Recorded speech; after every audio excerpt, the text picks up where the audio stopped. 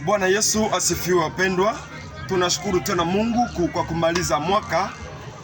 Unajua 2023 ilikuwa ni mwaka ambao ulikuwa ndani vitu vingi sana. Ilikuwa ni mwaka ambao ulikuwa na karakteristiki za mingi sana, ambayo ilikuwa ni mwaka ya vita. Vita ilikuwa iko mpe partout mu mataifa, mu makabila, mu mainchi, ilikuwa ni mwaka wa vita. Ya pili 2023 ilikuwa ni mwaka ya mainvention. Nikisema bataalamu walikuwa na banajifunza mambo ya kuonekana, ya kuonesha utafiti wao wa kesho. Ya tatu 2023 ilikuwa ni mwaka ambao watu walikuwa napenda kunue ma relation na mainchi fulani fulani, na marafiki na inchi na kanisa na ma entreprise fulani fulani. Ya mwisho ilikuwa 2023 ilikuwa ni année ma difficulté. Mais voici tunakuwa leo ni dimanche ya mwisho ya mwaka 2023 na tunaanza dakika chache hapa kwa saa chache tufika mu 2024, nikisema mwaka ingine.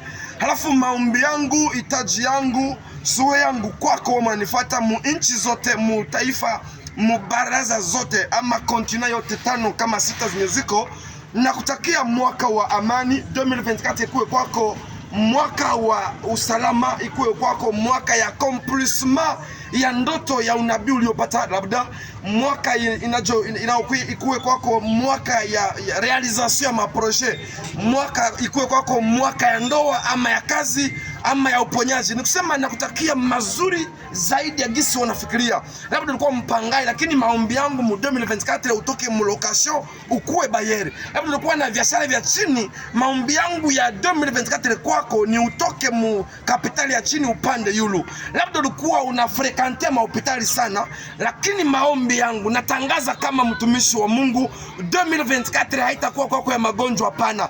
Paske uwezo uko kwa kinywa, na natangaza uwezo wa neno na kutangazia mwaka wa uheri, mwaka wa uponyaji, mwaka wa mafanikio, mwaka wa uzima, mwaka wa amani, mwaka wa reste kwa masomo, mwaka wa ndoa, mwaka wa mafanikio, hata pia mwaka wa safari kwenye kuwa naandaa safari.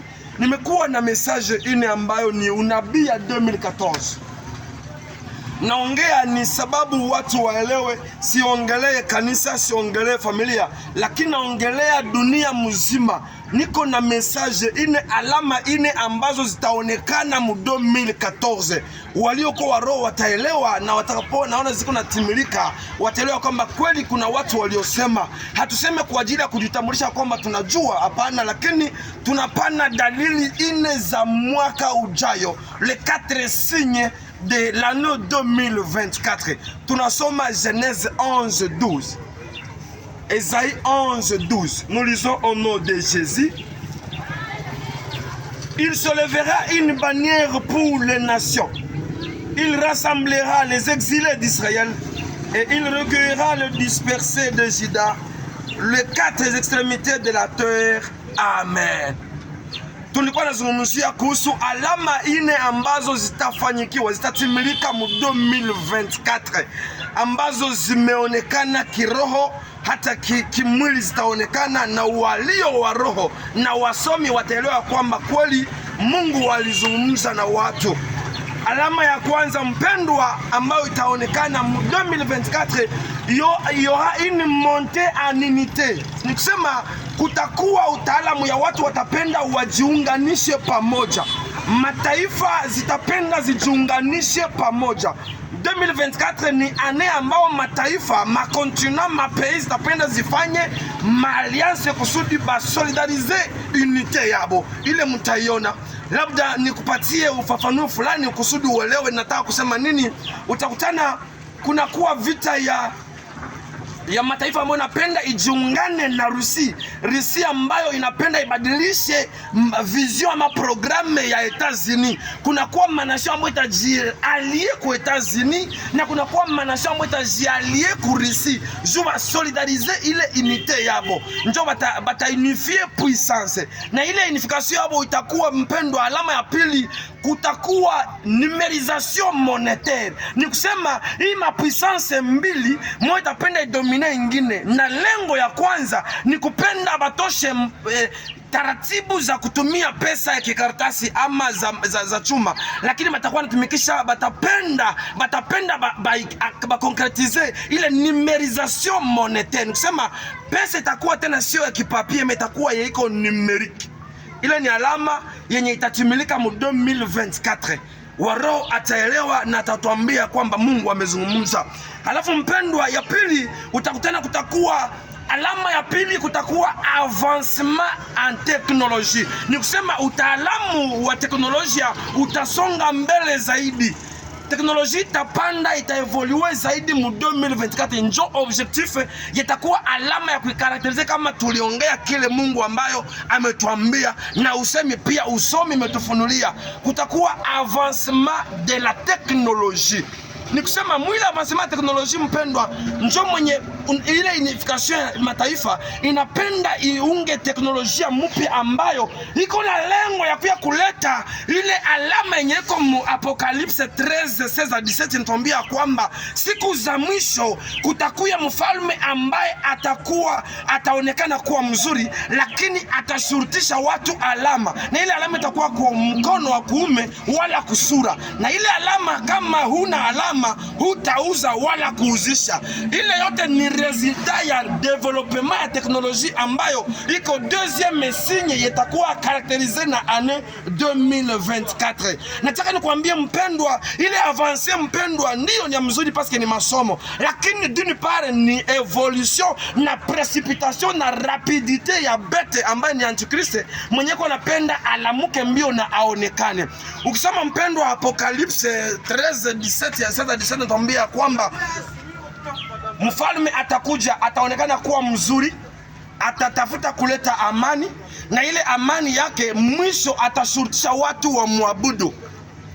Na ukisoma mpendwa kitabu ya mtakatifu nitambia mfalme wa Babiloni ambaye ni kahaba wa mataifa, huyu mfalme atasimama mahali patakatifu akatangaza sheria ambao ni makufuru kwa Bwana. Na tukirudia nyuma, waliokuwa wataalamu, waliokuwa wasomi, wenye wako actualize wanajua kwamba ya pas quelques heures ambao mfalme wa Babiloni ambaye ni pape ameproklame homosexualité officiellement. Ile yote ni alama ambazo ziko napenda zikamilike, bata concretize mu 2024.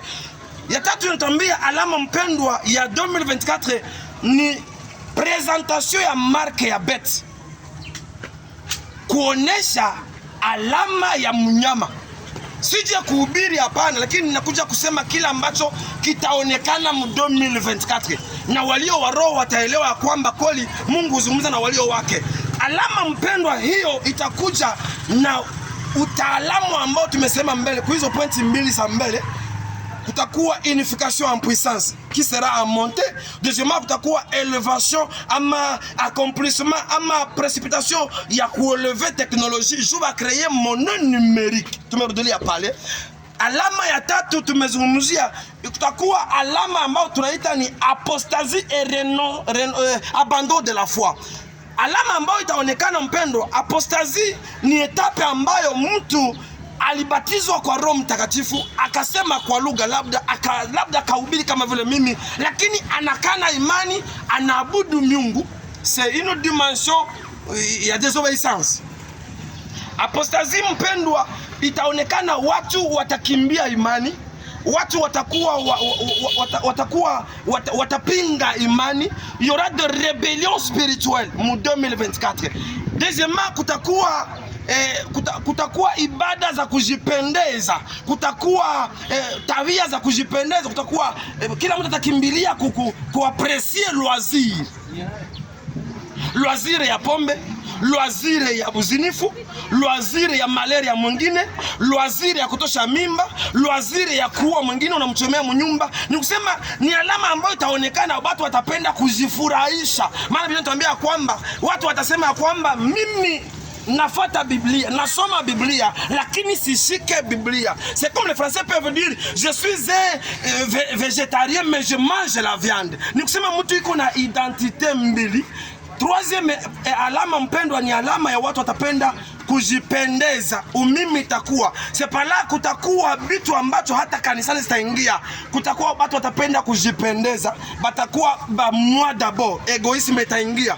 Ni alama ambayo imearifiwa ambayo itakuwa mu 2024. Kutakuwa egoisme mpendwa, hata ndani ya kanisa mtakuwa uasi wa neno, mtakuwa kupungukiwa kwa imani. Ni kusema ile courage ya kwenda kwa kanisa, ile courage ya kuabudu Mungu, ile courage ya kubakia mu presence ya Mungu itapungua. Kwa moja batakuwa wanaapresie kubakia mu mambo ya fitilite, mu mambo ya kudunia. Anapenda asortire me abakie kule mpaka bukuche. Mwambie tufanye maombi ya 3 minutes mu nyumba 5 10 15 minutes, anakuambia sina wakati. Pourquoi?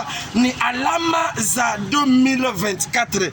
Ya pili, kutakuwa mpendwa religion de plaisir, kutakuwa makanisa za kujipendeza, parce que l'église sera dans le monde et le monde sera dans l'église. Pourquoi? Ni kusema kanisa itakuwa mudunia na dunia itakuwa mukanisa. Utaona michezo ya kidunia imeingia mukanisa, utakutana matendo ya kudunia imeingia mukanisa, utakutana pastor ni mtumishi wa Mungu lakini ni kahaba, ni ameleta kidunia mukanisa. Utakutana mhubiri kama vile huyu ambaye anakuzungumzia anasema de la part de l'Eternel, lakini ni mlevi, ni mzinzi. Kidunia imetoka mudunia inaingia mukanisa na kanisa inaingia mudunia. Plaisir, quitte de plaisir. Hallelujah. Batakuwa na devise ya kusema tukule, tukunywe, maana ya kesho ajua Mungu. Plaisir ita contrôler mu 2024. Ya pili mpendwa, ya tatu ama ya mwisho, kutakuwa changement social. Mabadiliko ya kiutu itakuwa mu 2024. Itakuwa namna gani mpendwa?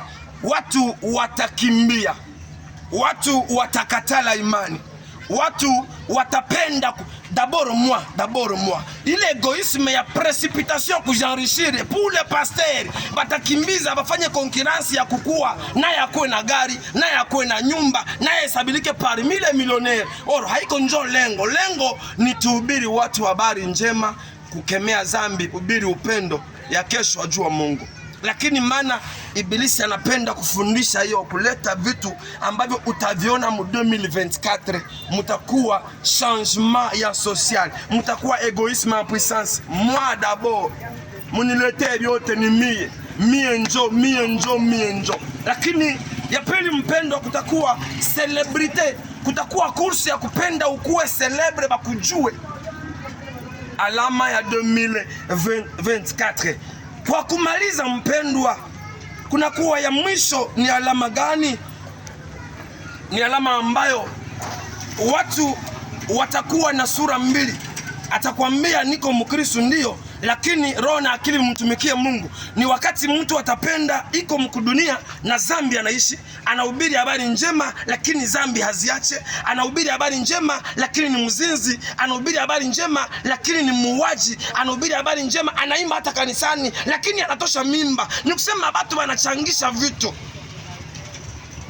yale yote. Hii alama zote ine ni alama, ni lengo, ni silaha za shetani kuja kuharibisha imani ya kwanza. Ndio maana Paulo anatuambia Mwagalatia, enyi wana wa Galatia, kwa nini nani aliyewaloga? Mlianza kwa roho, kwa nini mmalize kwa mwili? Maombi yangu wa kumaliza ni nini? Ni kuja kukuambia tusipoomba Mungu hatutaweza kitu. Pamoja na Mungu maombi inaweza. Omba kwa nini? Kuomba ili tupate kudomere, kuresiste kumipango ile alama ine ambazo onekana mu 2024.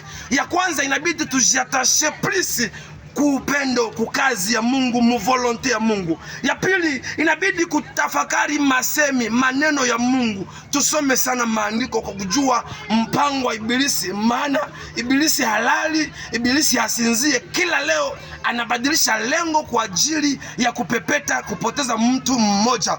Nataka nikwambie tatu kwa kumaliza, watu ukifuata kwenye mastatia, kila mmoja analomba msamaha ku rezo sosio, anatengeneza na mtu asiye kwa, japokuwa jirani yake wa karibu hapa habazungumzi depuis mwaka mzima, me analomba pardon ku stati kuliko atembele jana mwambie ndugu nisamee, nilikuwa nimeiba wazamo. Mungu akubariki. Nataka kukuombea kwa ajili ya mwaka ambao tunaenda anza. Inaweza kuwa ulikuwa na magestion, inaweza kuwa uliishi maisha magumu, inaweza kuwa ulicheza na maisha ujue kwamba muda umepewa, inaweza kuwa uliishi maisha ya dhambi mu 2023. Naomba kwa ajili ya neema yako, naomba kwa ajili yako mpendwa, Mungu akutie nguvu ukamate decision ya kuanza mwaka na vivacité, ya kuanza mwaka na maombi, ya kuanza mwaka na utakaso, ya kuanza mwaka mpendwa na projet. Hautakuwa tunapokea franga unamalizia mwanamke mpombe. Anza investir maisha, maana tuko wasafiri. Utapana ripoti kesho na uachie watoto urizi moja, kama ni wokovu ama ni masomo. Wataka kwamba baba ameenda, kaka ameenda, kuliko uanze maisha uliokuwa na mu 2023 na njoo ile kwa tena ile mu 2024. Hapana, maombi yangu ni ubadilike. Umemaliza mwaka, natangaza kama kohani na mfalme, natangaza kama mtumishi wa Mungu, kilicho kibaya uliopitia mu 2023 kikuachilie mu 2024 kwa jina la Yesu. Gisi tuko na changer tu saison mwai magharibi, na maisha yako ibadilike pia. Kama ulikuwa mgonjwa uanze pona, kama ulikuwa mpangai anza kupata nyumba, kama ulikuwa huna kazi upate kazi, kama ulikuwa mfanya dhambi amini Yesu kuwa Bwana Mwokozi, na maisha yako itaokolewa na utaandikwa kitabu cha uzima. Mungu akubariki, Mungu akutendee mema.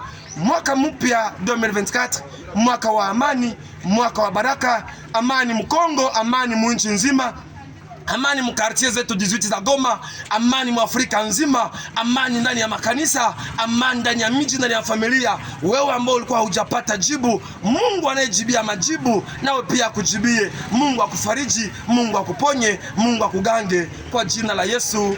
Amen.